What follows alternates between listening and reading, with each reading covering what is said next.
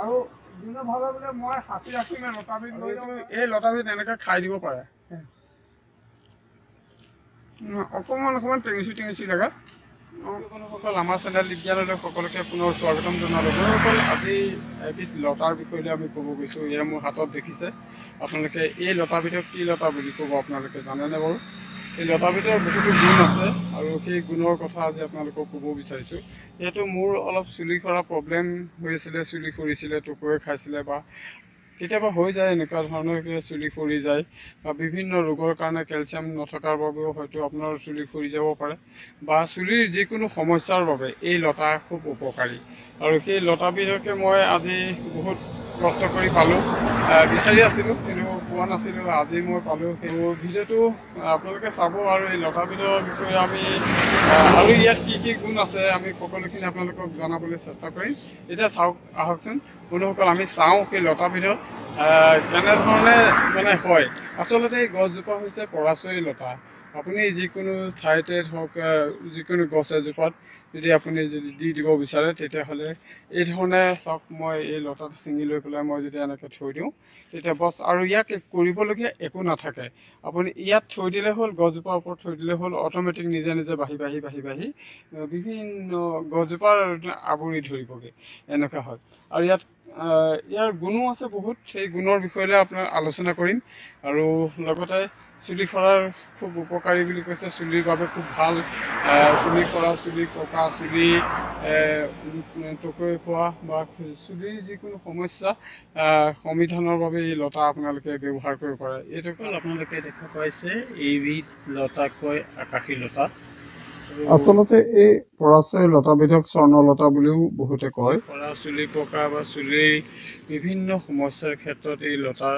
বহুতো গুণ আছে আৰু এই লতা যদি আপুনি এই ধৰণে কেনেধৰণে হৈছে দেখিছেনে মই উঠাই দিছোঁ মোৰ ঘৰত লতা দেখিছে কেনেধৰণে জাপ লাগি হৈছে খালি আপোনালোকে এনেকৈ ওপৰত এইখিনি লতা যে মই লৈছোঁ এয়া লতা যদি মই এনেকৈ এই ধৰণে যদি দি দিওঁ তেতিয়াহ'লে আৰু ইয়াত একো কৰিব নালাগে ইমান সহজে নমৰে আৰু বহুত আছে আৰু তথ্য আছে এই তথ্যসমূহ আপোনালোকক দিবলৈ চেষ্টা কৰিম বন্ধুসকল আপোনালোকে গমেই পাইছে যে স্বৰ্ণলতা এই আকাশী লতাকে কোৱা হয় স্বৰ্ণলতা আৰু এই স্বৰ্ণলতা যে কিমান উপকাৰী গুণ আছে সেই উপকাৰী গুণসমূহৰ বিষয়ে আহকচোন আমি আলোচনা কৰোঁ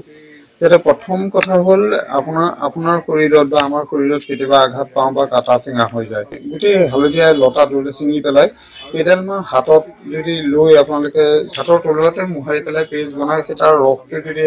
কটা জেগাত লগাই দিয়ে তৎক্ষণাত তেজ বন্ধ হৈ যায় আৰু কটা চিঙা সোনকালে শুকাই বা ভাল হৈ যায় দ্বিতীয়তে বসন্ত আৰু গ্ৰীষ্মকালত ইয়াৰ মানে গ্ৰীষ্ম ঋতুত ইয়াৰ বগা ৰঙৰ ফুল ফুলে আৰু গুটিও লাগে আৰু সেই গুটিখিনি যদি আপোনাৰ সন্তানৰ বা আপোনাৰ শিশু মইনা সকলৰ যথেষ্ট পৰিমাণে মিঠা খোৱাৰ বাবদ তেওঁলোকৰ কি হয় কৃমি দেখা দিয়ে কৃমি ৰাতি শুব নোৱাৰে দাঁত কৰকৰাই থাকে এনেধৰণৰ সমস্যা কিছুমান আহে আৰু সেইসকলক যদি আপোনালোকে ইয়াৰ গুটি কেইটামান যদি পিহি পেলাই পটাত পিহি যদি তেওঁলোকক খুৱায় তেতিয়াহ'লে নিশ্চয় কৃমি নাশ হৈ যাব বা কৃমি নোহোৱা হ'ব এনেকুৱা এটা ভাল ফল ইয়াৰ উপৰিও বিষৰ যিকোনো ক্ষেত্ৰত আপোনাৰ বিষ হ'ব পাৰে শৰীৰত বা পেশাঘাত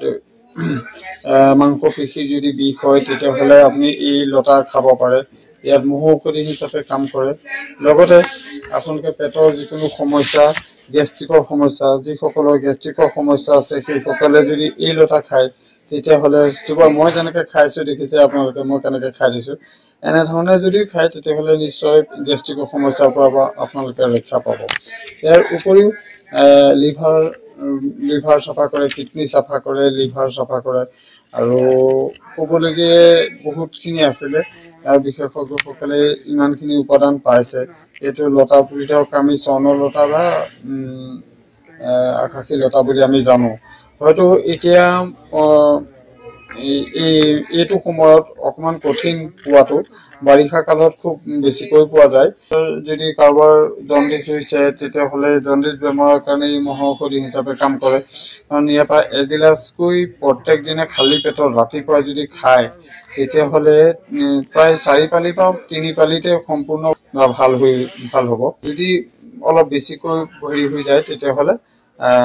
5 পালি 6 পালি খালে নিশ্চয় ভাল হ'ব চাওক বন্ধুসকল আজিৰ পৰা 30 বছৰমানৰ আগত প্ৰায় আমাৰ ককা দেউতাহঁতে বা আইতাহঁতে এইবিলাকে বিচাৰি পেলাই খাই বৈ তেখেতসকলে ৰোগ নিৰাময় কৰিছিলে ঠিক সেইদৰে আমি যদি খাওঁ নাই কমেও 60% হ'লেও আমাৰ শৰীৰত ভাল এটা ফল পাম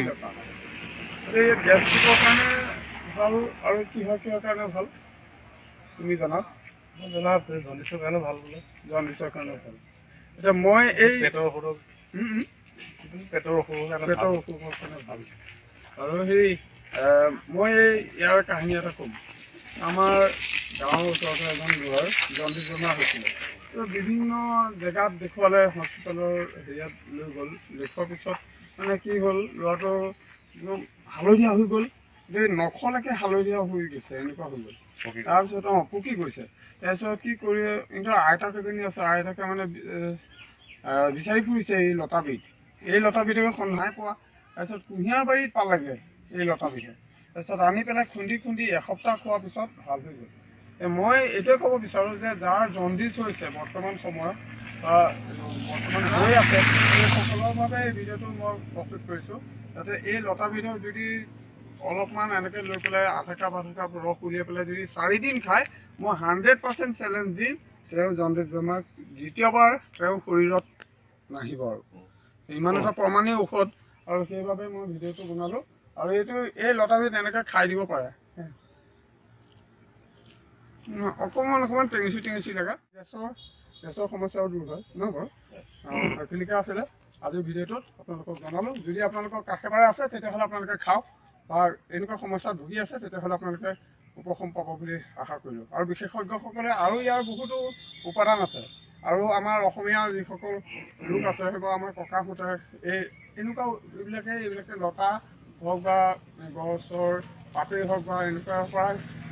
ঔষধ বনাই খাই গৈ আছিলে আজিকালি এল'পেথিক হ'ল বা হোমিঅ'পেথিক হ'ল বহুতো চিকিৎসাৰ ক্ষেত্ৰত উন্নত হ'ল হ'লেও এই প্ৰকৃতিৰ সৃষ্টিবোৰকতো মানুহে এৰি দিব পৰা নাই ন